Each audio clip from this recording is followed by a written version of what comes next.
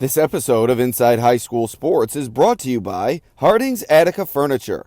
Harding's Furniture, Flooring, and Mattress, turning houses into homes since 1973.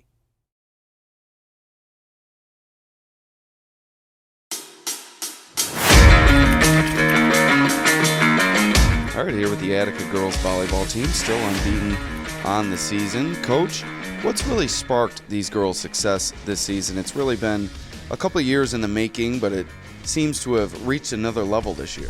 Yeah, these girls are just really hungry for it. I don't have to push them that hard in practice. They work hard on their own. Even during basic drills, nothing's hitting the floor. They're hitting every serve as hard as they can. They're smashing the ball. They're just really ready for it. Their level of play is definitely stepped up from usual. Now, from a player's perspective, what do you feel has been the key to your girls' success? There's a lot of things that go into volleyball. Work at the net. You also have to be able to return some tough serves and just overall staying with it throughout the course of a match. So how would you express what's been the key to your girls' success this season? I think the key is that we all have our own, we all have our own place on the court, and we really need to bring that together, to mesh it all together, and we need to stay mentally sharp. And I feel like if we stay mentally sharp, our bodies know what to do, and it all works out. So, yeah. It's been a few years since Attica has claimed sectional championship glory in girls volleyball, but this is a proud program that expects that level of success year in and year out.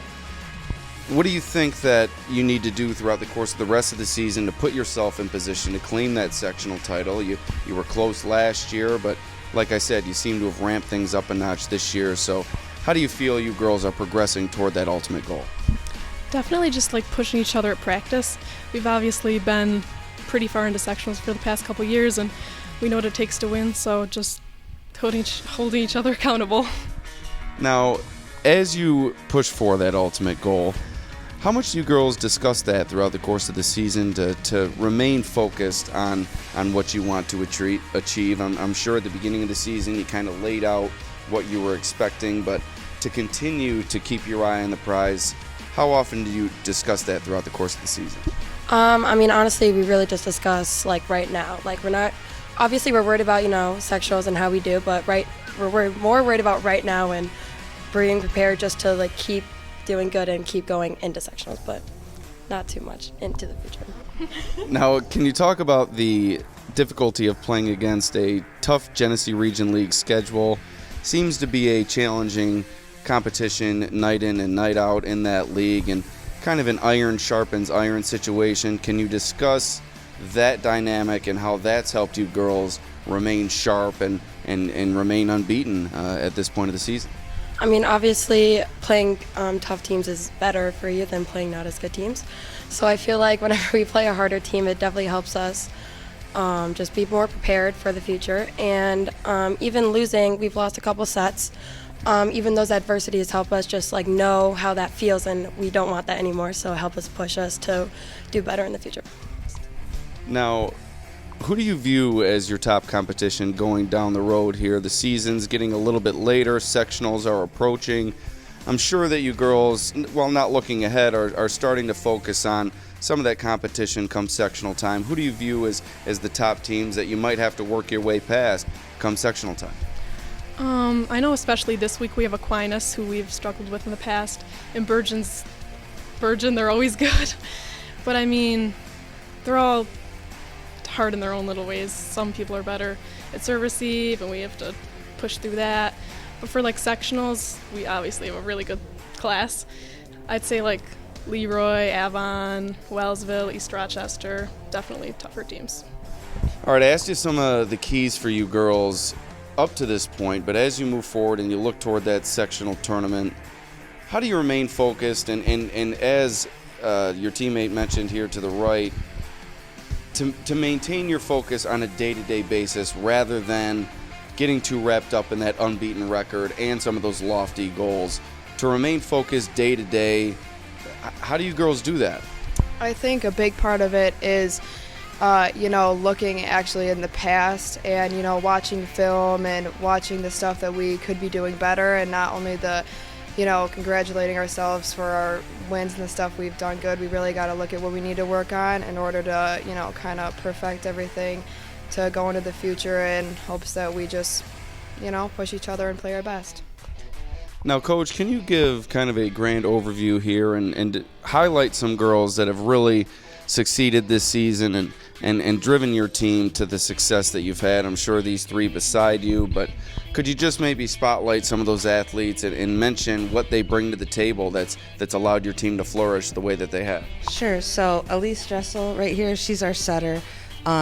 She has an unbelievable amount of assists so far this year. I think she had 40 in our game last week alone, just in one single game and 4 sets we went.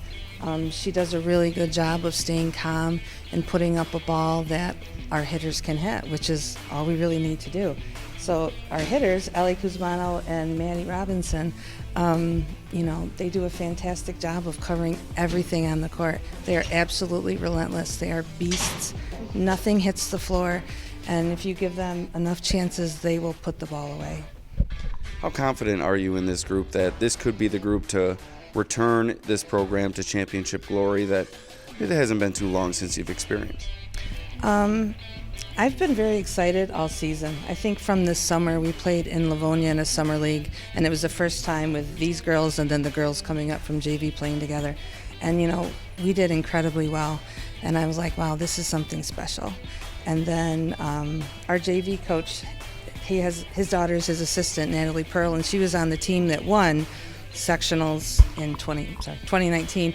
And her first day of practice, she said to me, wow, I think they could beat our team. And I said, well, let's hope that's the goal. So although I'm not super focused on being undefeated. That was never a goal of mine. We just want to get better every game. And I think these girls are doing a fantastic job of that. And to return this program to such a high level, what does that mean to you girls? It means a lot. We all take a chance. We all take a chance being the underdog, and just growing with each other. I think, and growing as a team and seeing everyone improve, in their own way, and then bringing that together. Hopefully to win the block we'll see. It's exciting. Same question to you, just the level of pride that you take in reaching this point and hopefully achieving more success in the future. A lot of pride, and obviously like in past years, our program's pretty high up there. We do a good job, and just holding that reputation and pushing ourselves. Same question to you, just what would it mean to you to take home that sectional block, and what has it meant to you already to start the season unbeaten and to put yourselves quite on a lofty pedestal as you have? Well, it would be awesome to win a sectional block, and that's a truly great accomplishment for our team. And it'd be cool to see, our year up there on the gym wall. That'd be pretty cool. But however we do, we're gonna do good. I know, so it'll be fun.